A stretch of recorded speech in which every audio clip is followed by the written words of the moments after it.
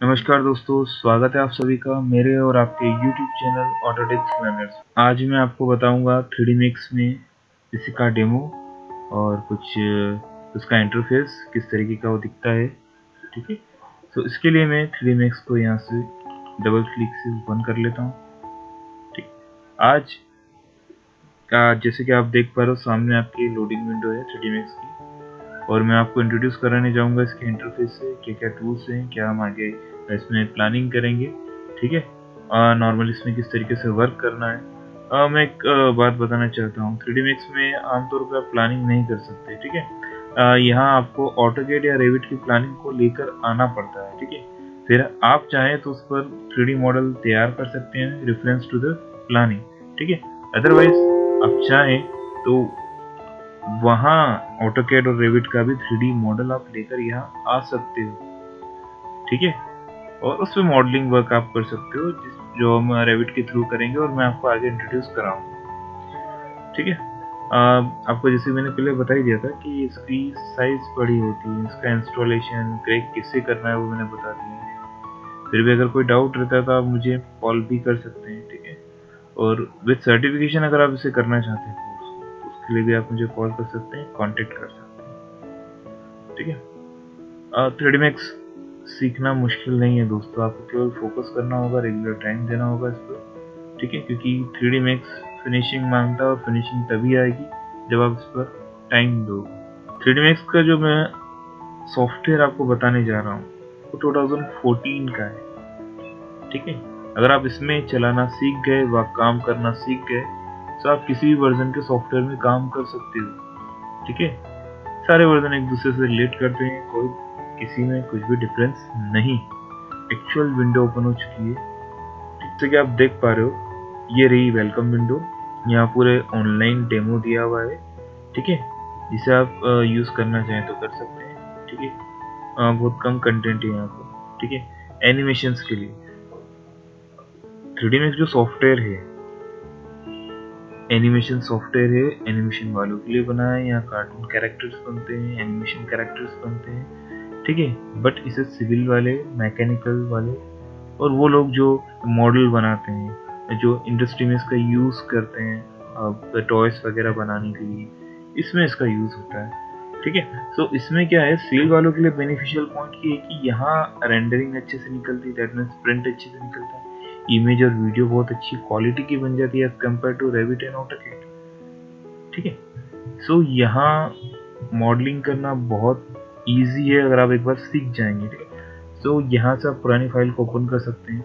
ठीक है, previous files की लिस्टिंग यहाँ शो होगी। फिलहाल मैं इसे क्लोज कर देता हूँ क्योंकि बैकग्राउंड में ऑलरेडी एक नई विंडो ओपन है। अब कोई भी फाइल जब हम ओपन करते हैं सबसे पहले हम यहाँ पर यूनिट सेट करते हैं। तो यूनिट सेट करने के लिए आपको कस्टमाइज में आना है। ठीक है, और यहाँ यूनिट सेटअप लिखा हुआ है, तो सबसे पहले यही करना, आपको यूनिट सेट करना है, जो कि वन टाइम सेटिंग है दोस्तों, आपको बार बार नहीं करनी है। ठीक है, सो फर्स्ट ऑफ ऑल तो मैट्रिक पे क्लिक रहेगा या कस्टम पे क्लिक रहेगा, तो आपको यूएस स्टैंडर्ड पे क्लिक कर लेना है।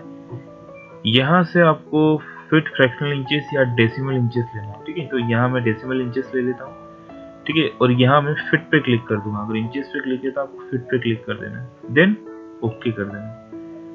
तो ये वन टाइम सेटिंग थी। ठीक है, आपको बार बार नहीं करना है, जब भी आप फाइल ओपन करेंगे तब यह सेटिंग आपको ऑलरेडी सेट की हुई मिलेगी। ठीक है, इसके बाद मैं आपको इंट्रोड्यूस कराना चाहता हूँ, यहाँ आपको 4 स्क्रीन दिख रही हैं। 3D Max आपको सुविधा देता है 4 स्क्रीन की। नॉर्मली ऑटोकैड रेविट में आपने देखा हुआ है टॉप व्यू वगैरह, ये इंटरफेस सेम रहता है, यहाँ भी सेम है।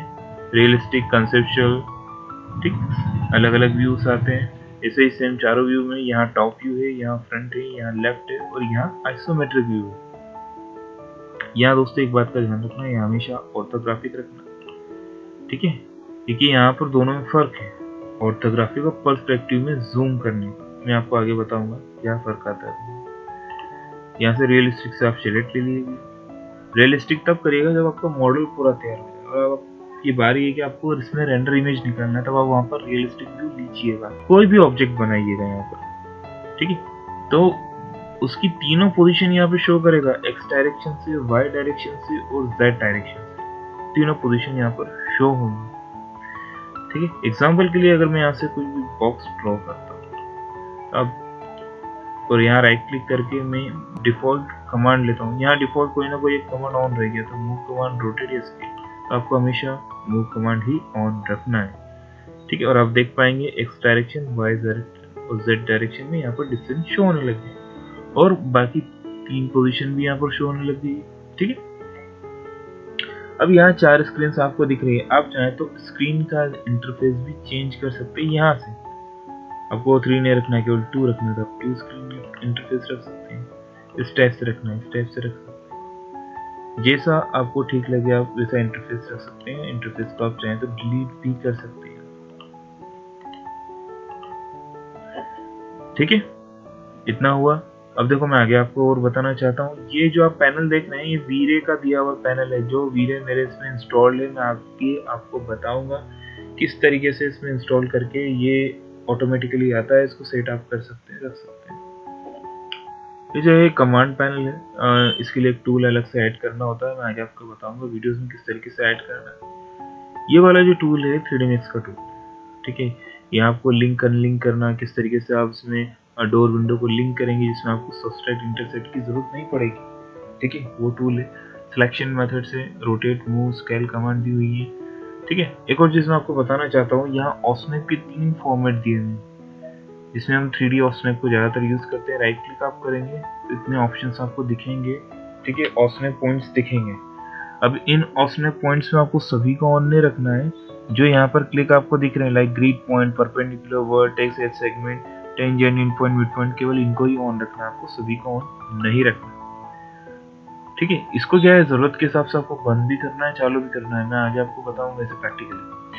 अभी यहाँ देखिएगा, यहाँ पर ऑसनेप बाय एंगल, ऑसनेप बाय परसेंट आपको हमेशा ऑन रखना है, ठीक है। राइट क्लिक करें तो यहाँ एंगल बाय एंगल, अगर आप किसी ऑब्जेक्ट को रोटेट करेंगे तो 5 डिग्री के अकॉर्डिंग रोटेट होगा। आप चाहें तो 45, 90 एंगल भी ले सकते हैं, ठीक है। इसके बाद मिरर कमांड है, देन मटेरियल रेंडरिंग, इसका पोर्शन आगे आपको आएगा। मैं आपको एक और चीज बताना चाहता हूँ, 3D Max का 90% पोर्शन यहाँ है। यहाँ लाइटिंग भी रहेगी, sunlight, camera, material, commands, object, 3D object सब यहीं पर अवेलेबल है, ठीक है। सो आगे मैं इससे इंट्रोड्यूस कराऊंगा, ठीक है। अभी मैं केवल डेमो आपको दे रहा हूँ यहाँ पर। अभी देखिए यहाँ 4 स्क्रीन है, 4 में से किसी भी एक पर अगर आपको आना है तो एक चीज का ध्यान रखिएगा, आप जो क्लिक है, जो माउस का लेफ्ट क्लिक है, उसकी आदत छोड़ दीजिएगा।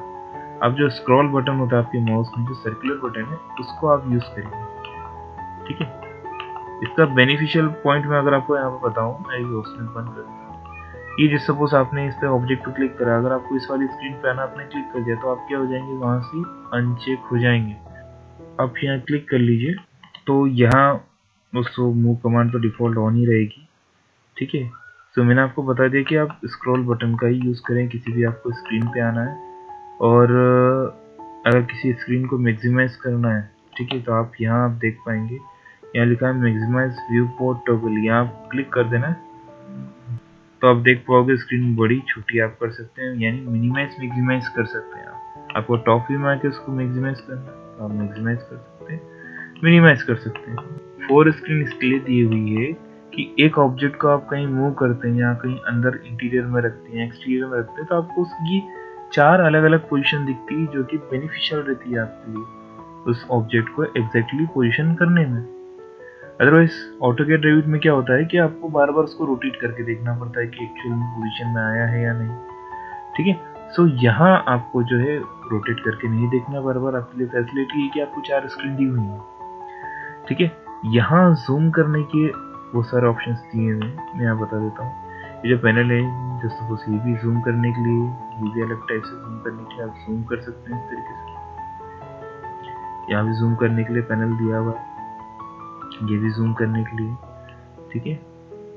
और यहाँ भी जूम है, जूम कर सकते हैं बाय क्रॉप रीजन, इस तरीके से जूम करना है, ऐसे जूम कर सकते हैं, ठीक है। पेन का एक ऑप्शन दिया जो कि आप नॉर्मली स्क्रॉल से भी यूज कर सकते हैं पेन को, ठीक है। अब यहाँ जो टूल दिया हुआ है टाइम कॉन्फ़िगरेशन, जो कि वीडियो रेंडर बनाने के समय काम आता है, मैं आपको उसमें इसको बताऊंगा और अच्छे से। देखिए आप जो कमांड पैनल यहाँ देखेंगे, वही कमांड्स अलग अलग तरीके से टुकड़े टुकड़ों में यहाँ पर दी हुई है, ठीक है, जो कि मैं आगे आपको और इंट्रोड्यूस कराऊंगा। एक और बात आती है इसमें इसके इंटरफेस की। हमने ऑटोकेड में देखा है, ऑटोकेड क्लासिक व्यू आता है, ड्राफ्टिंग एनोटेशन आता है, मॉडलिंग आता है, ठीक है, 3D मॉडलिंग आता है। सो यहाँ भी 4 व्यू दिए हुए हैं। डिफ़ॉल्ट सभी जो है वर्क स्पेस डिफ़ॉल्ट में काम करते हैं। बाकी 3 व्यूज में कोई फर्क नहीं है ज़्यादा। पैनल केवल इधर मूव होगा, नीचे ऊपर वाला पैनल नीचे आ जाएगा, नीचे वाला ऊपर चले जाएगा, बस इतना फर्क है, ज़्यादा और कुछ भी नहीं है। सो हम डिफ़ॉल्ट जो है वर्क स्पेस डिफ़ॉल्ट में वर्क करेंगे। ठीक है, अंडररेड का ऑप्शन दिया हुआ है यहाँ पर कमांड का। ठीक है, अब देखिएगा दोस्तों, मैं आगे बताना चाहता हूँ, ये होम आइकन 3D Max का। यहाँ जैसे आप क्लिक करेंगे, यहाँ से न्यू फाइल ले सकते हैं। पुरानी फाइल्स की लिस्टिंग यहाँ भी शो होगी।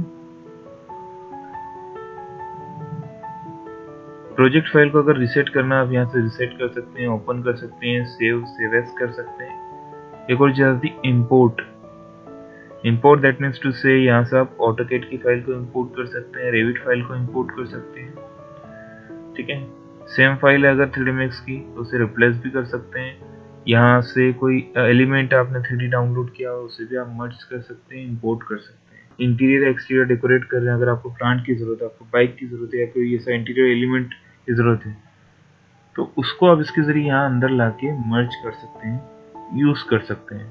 बस जरूरत है उसे इंटरनेट से डाउनलोड करने की। कुछ वेबसाइट्स होती हैं जहाँ से आप उन 3D ऑब्जेक्ट्स को डाउनलोड कर सकते हो। मैं आगे आपको बताऊंगा किस तरीके से उनको डाउनलोड करते हैं।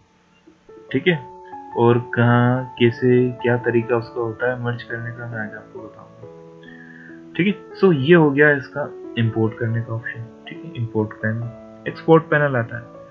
एक्सपोर्ट पे अगर मैं यहाँ पे आपको क्लिक करके बता दूं, तो केवल आप 3D Max की फाइल को ऑटोकेड में ही ले जा सकते हो और रेविट में नहीं ले जा सकते। केट के 2 फॉर्मेट दिए हुए हैं यहाँ पर, .dwg, .dxf। हम ड्राइंग फाइल में ज़्यादा वर्क करते हैं, इसलिए .dwg में आप इसे एक्सपोर्ट कर सकते हो। रेविट का कोई भी फॉर्मेट यहाँ दिया हुआ नहीं है, जो कि .rbt होता है। तो कहने का मतलब ये है, रेविट की फाइल को आप यहाँ लेकर तो आ सकते हो, पर दोबारा रेविट में नहीं ले जा सकते।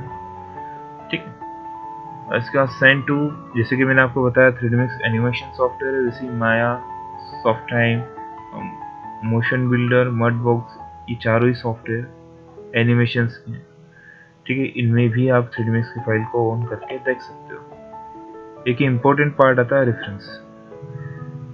देखिएगा दोस्तों, मैंने आपको जैसे बताया, इंपोर्ट से आप ऑटोकेड रेविट की फाइल्स यहाँ ले सकते आ सकते हो। बाकी एक सही तरीका होता है मैनेज लिंक्स। यहाँ से मैं आपको आगे बताऊंगा कि ये तरीके को किस तरीके से आपको यूज़ करना है ऑटोकेड रेविट की फाइल्स के लिए इंपोर्ट करने के लिए। ये सबसे बेस्ट तरीका जो मैं यूज़ करता हूँ फाइल को इंपोर्ट करने के लिए।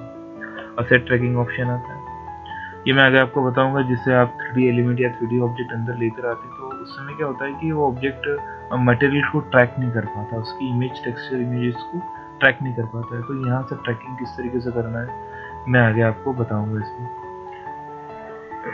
मैनेज में प्रोजेक्ट फोल्डर से इसकी डिटेलिंग आएगी जो भी आप बनाओगे। ठीक है, समरी इन्फो बता देगा आपने क्या क्या एलिमेंट लिए, क्या क्या ऐड करा। अगर मैं यहाँ पे क्लिक करके आपको बताऊँ तो एक विंडो ओपन होगी जहाँ आपने केवल एक बॉक्स बनाया, इसकी फेसेस वगैरह डिटेलिंग यहाँ पे शो कर देंगे। ऐसे ही आप पूरा जब एक प्रोजेक्ट तैयार करेंगे तो उसमें उसकी सारी डिटेलिंग आप यहाँ पर देख सकते हैं। सो ये था यहाँ पर 3D Max का डेमो जो मैंने आपको बताया आज। अगली आने वाली वीडियोस में हम एक एक करके सारी चीज़ों से इंट्रोड्यूस होंगे और आगे मैं बताऊंगा किस तरीके से आपको कमांड को हैंड ओवर करना, यूज करना, मॉडिफाई करना है। तो दोस्तों, अगर आपकी कोई भी क्वेश्चन या क्वेरी है तो आप मुझसे पूछ सकते हैं। मिलते हैं हम नेक्स्ट वीडियो में।